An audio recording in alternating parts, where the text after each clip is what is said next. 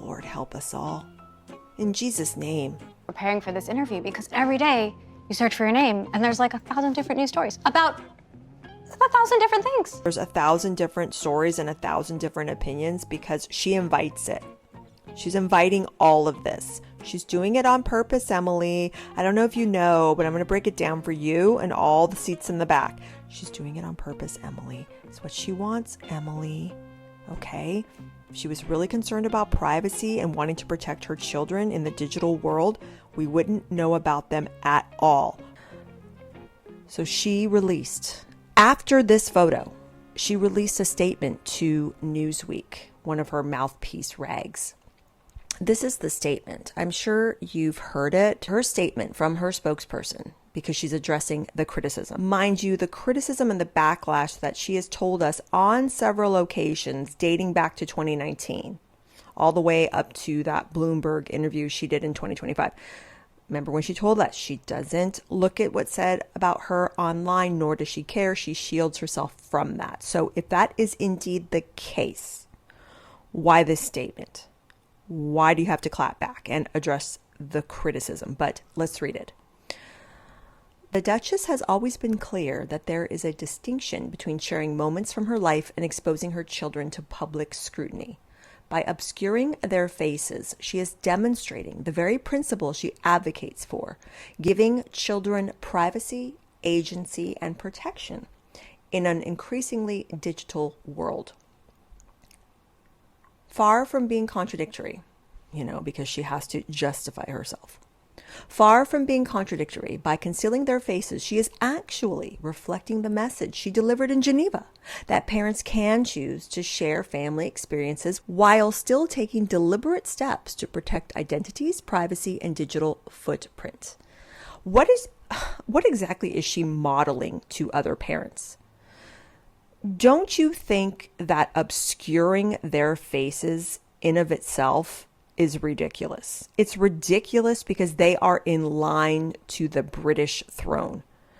Just the fact that she's taking time to obscure their faces is an absurdity on its face. Then why are they in line? It's like Queen Elizabeth often said, I have to be seen to be believed. These two supposed children that reside in Montecito are in line to the throne. So why obscure their faces? People have to see them to believe them. That is why there's so much criticism and controversy surrounding these children in the first place, is because she's obscuring them. It's just fueling all the speculation, all the tinfoil hat people, all the controversy, all the surrogacy rumors, blah, blah, blah, blah. Okay? It's stupid that she's even obscuring their faces. They're in line to the throne.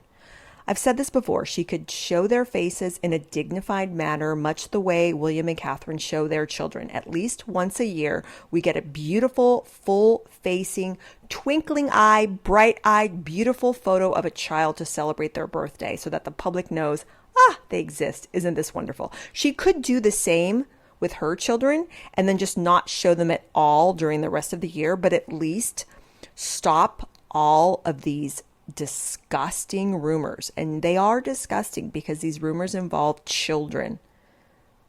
Just because she obscures and blurs their faces doesn't mean that she's not inviting unwanted attention. And that's exactly what she's doing. And moreover, we all know how often this woman doom scrolls, and wants to see what people are saying about her. People in her staff have said that about them, that all they did, they were fixated. They said during that Australia tour that was one of the things that got them so upset during the tour, was doom scrolling every day after all their outings, her and Harry, what people were saying about them. Okay, so it's extremely unlikely that she doesn't know what people are saying about these children, all the pregnancy rumors, all the surrogacy rumors surrounding them. And just the fact that she's continuing to pump them out is just circulating all of this. And it's opening the door for her children to be just subject to all this unwarranted, hateful online speculation. And it's unfair to them, especially as they get older. So what if you blot their face? That's not going to stop anyone from talking about them, analyzing them, or criticizing her or them. And there are people that criticize them in hateful ways. People are sick. All these photos, they're weird. They're highly staged. They're oddly cropped. It's just, as these kids get older, all it's going to do is just keep them permanently in the public eye and subject to all this unfair scrutiny, And this statement, all it is a corporate shield. Let's call it what it is. It's a paid for PR statement that's operating as a shield for her, that she could wrap around herself and feel like, okay, well, I've explained myself, so I am therefore justified. No, I'm sorry. True privacy would mean keeping them offline entirely. Period. Her strategy in releasing this statement, it's not about protecting her kids from a digital world, okay? It's about maintaining absolute control over their public image and using them for her own personal branding on her own terms. And this reminds me of that interview she did coming up on a year ago. Remember the one from August 25? The one that Emily Chung interviewed her for, the Bloomberg one? I was remembering back to a certain segment when she was talking about how we all talk about her as a caricature. And, we've created this caricature of her, but it's not really her. It has nothing to do with her. And it's hate-fueled. And it's all dedicated to generating clicks and monetizing the hate, essentially. So to set you up here, she's talking to Emily about criticism that she had received for season 1 of her Netflix show With Love, Meghan. Her basically clapping back and responding to her critics. But then again, it's the ultimate in hypocrisy because she's told us on numerous occasions that she doesn't listen to or pay attention to said criticism. So if that's the case, then why do you feel the need to address it? How did that land for you? I think I knew who I was trying to meet. And so if you know your audience, you know your demographic, well, they love the show. And my partners love the show, and that's why we have a season 2 and why we have more fun coming. Yeah, and that's all you got. You got that and one more Christmas special because I think it was filmed at the same time. But she always framed it as if season 1 was so popular, that's why she got a season 2. Well, we all know what happened there, don't we? So I think oftentimes the negative voices, are they saying negative things and then secretly going home and making single skillet spaghetti? Possibly. No, we're not. And that's all right. They're trying to pay their bills, and that's for them to sort out if they're comfortable doing it at someone else's detriment. From my standpoint, the intention of the show. So many things here, so many things. So we're comfortable criticizing her online and doing it to her detriment because we are trying to, in her opinion, monetize the hateful criticism. Well, Meghan, one could argue that you did the exact same thing, trash talking your family for 6 hours on Netflix in your Harry and Meghan documentary. Did you not? They're pocketing all of it. They're airing their grievances. And they're basically talking trash about a family who they know will not respond back because they have more dignity. They don't have time to engage in this back and forth with her. She knows it. And she monetized her grievances. So don't point the finger now and try to say that reasoned criticism is hate. She never accepts any type of reasoned criticism and says, you know what, I never thought about that, but I can see why people think that. But she doesn't even counter it. She can counter it and still disagree with it. But she doesn't even do that. But she still monetized it, didn't she? So don't come for us and say that because we point out things that we don't like, that we're bad, hateful, awful people. And that's why we're getting what we're getting. She's defensive and she is very aware of the criticism. That's why she's releasing statements to Newsweek. She's aware of the criticism, but she's also hell-bent on being a walking contradiction because she knows it garners clicks and attention. So when she says in this interview that people that criticize her are hateful and evil and just monetize our criticism, she did the same exact thing. So stop pointing fingers and stop being so damn defensive. You know what I mean? Lord, help us all. In Jesus' name. So now what do we have? we have this photo, this 5th birthday photo. And everyone that criticizes her is monetizing the hate for clicks so that we can, I guess, get rich on all of this. Please. Okay. These posts, she's not sharing sweet family moments just 'cause. No. Okay. These posts serve as a funnel to funnel back to As Ever and to funnel back to her platforms like One Off. Okay. She's sharing these personal updates, these family glimpses, because it generates public intrigue. And this intrigue and this curiosity and this criticism and this speculation, it's all conversion. It's conversion metrics. It intentionally drives users to click through to her profile and be like, what is the crazy woman up to today?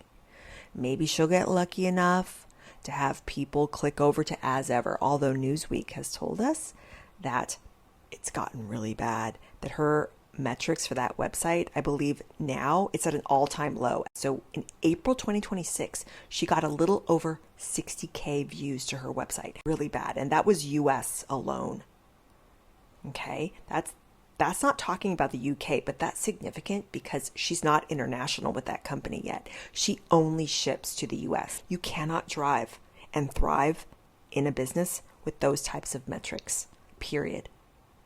She knows that. That's why she amps up and ramps up these pictures, these weird cropped, blurred face pictures of her kids, or, back of the head pics.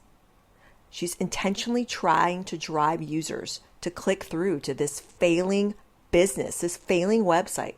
And she's actively marketing and trying to sell this supposed lifestyle of hers. But we've talked about it also. The whole brand is obscure. It's weird. It doesn't make any sense. It's all do as I say, not as I monetize. That's all it is. It's just high engagement clickbait. She wants to boost her algorithm metrics because the higher the engagement numbers go, she feels like, her digital storefronts, this one-off, her website, it all becomes more valuable. All she's doing is trading her children's so-called privacy for her brand metrics and equity. That's all it is. That's all it is. And she knows it. She knows it and we know it. Okay? It's the same thing she's doing with all this face obscuring as a moving target to control the privacy narrative surrounding these kids. But all the while, she stays heavily active in these online spaces, the ones that she's warning us all about, like she did in that Geneva speech. It's ridiculous. It's sick. It's a sick cycle. She's literally up there in rage baiting. She really is. And this is all done on purpose, okay? It's all done on purpose, and it's all done to tick us off and get us clicking and get us talking because she wants the metrics. But here's the thing that I want to tell you guys to make you feel better about all of this. I learned this a long time ago. It's called vanity metrics, and you could get tons of subscribers on YouTube. You could get tons of followers on Instagram. You could get views on YouTube. You can get impressions on Instagram. But at the end of the day, when someone like Meghan, who has a business that she's trying to promote and make millions and be successful, the views and the followers are just vanity metrics because they're not converting. They're not converting. And what's happening is that all the views and all the impressions that she's getting by posting these pictures constantly of her kids, obscuring them, back of the head, all this stuff, it's just producing vanity metrics. It's not really translating into dollars in her business. The figures that Newsweek is producing shows that. And don't worry, give it a week, give it 2 weeks, give it a month. She'll be clapping back on what Newsweek has been reporting about how low her website views are. So just think about that. She might be getting a lot of eyeballs on her Instagram grid, but it's not translating into money for her business. And thank the Lord, because what she's been doing lately with that As Ever business is really disturbing, especially on her As Ever page, posting that candle and highlighting the fact that, oh, this candle is in honor of my daughter's birthday. If that's not officially merching these children and taking away their privacy for your own financial gain, I don't know what is. It's deeply, deeply disturbing. So don't buy any of this, you guys. Don't buy any of it. Preparing for this interview because every day you search for your name and there's like 1,000 different news stories about 1,000 different things. Yes. And so. But I'm sure this Emily Chung is a really, really nice lady. She's a sweet, cute looking little lady there, but I'm sorry. So annoying. You cannot tell me that as a journalist, she was completely unaware of this woman's reputation and what she's all about. Emily, let's break it down for you, Emily, okay? Emily, there's 1,000 different stories and 1,000 different opinions because she invites it. She's inviting all of this. She's doing it on purpose, Emily. I don't know if you know, but I'm going to break it down for you and all the seats in the back. She's doing it on purpose, Emily. It's what she wants, Emily. Okay? If she was really concerned about privacy and wanting to protect her children in the digital world, we wouldn't know about them at all. Or she would do it in a dignified manner, like what I said earlier. She would release a beautiful portrait face forward so we could see the child once a year so that we would indeed know that they are legit and they belong in the line of succession. End of story. She knows she's unliked. She knows she's divisive. She knows that people are sick of her. But she has to capitalize on her connection to the monarchy because that's all she has left. And the key to all of it are these so-called kids. So that's why there's 1,000 different stories circulating about her at any given time. Okay, Emily, please. Emily, you seem like a really nice lady, Emily. Can we please get it together? I guess the distinction there is those people don't know me and they're not talking about me. And that's a really hard place to come to terms with. Yeah. But that's the truth. So if you can really... We don't know her.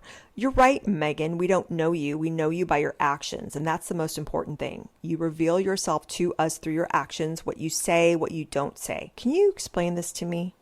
Can you please explain this to me? She's supposedly an actress, was a so-called media personality in her own right, as she likes to remind us before she even got attached to and married Harold and joined the family. She's supposedly so media savvy and a UN activist and a feminist and an advocate and a humanitarian and this and that. And she doesn't know this. She doesn't know that what you put out, people are going to have an opinion of it. And rightly so. It's fair. Okay? It's fair. I'm a small potatoes, tiny YouTube channel. Even I know this. That I'm going to say stuff. I'm going to put it out there and people are going to have opinions. And that's just how it is. Compartmentalize it and go, oh, right, there is a very, very powerful machine, and it's all about generating income. Mm-hmm.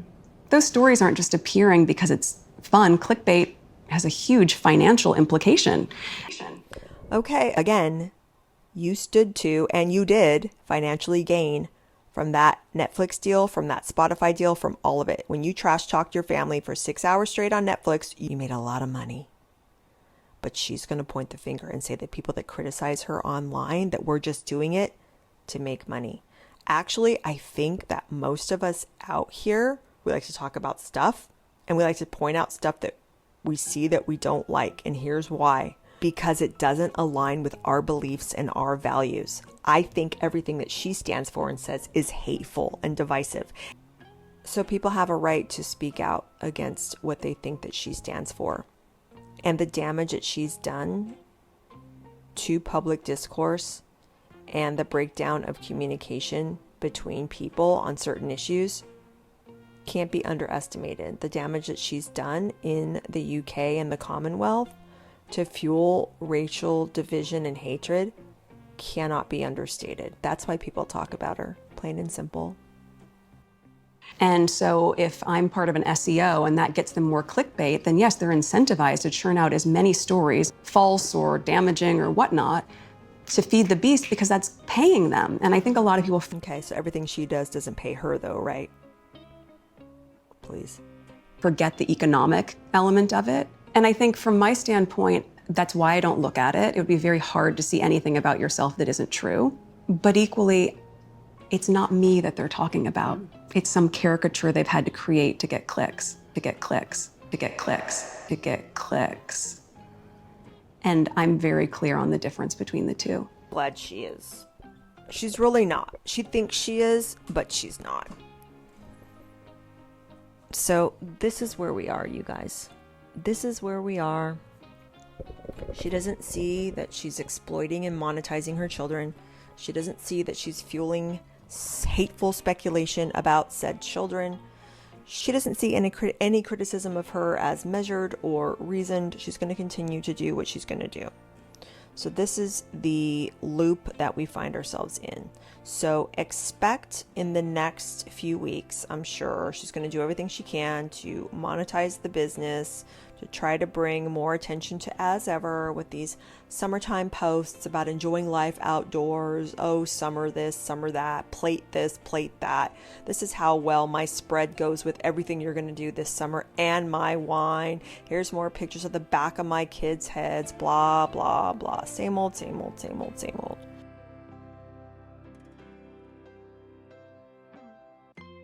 Part of an SEO, and that gets them more clickbait or clickbait or clickbait or clickbait or clickbait or clickbait or clickbait. Lord help us all. In Jesus' name.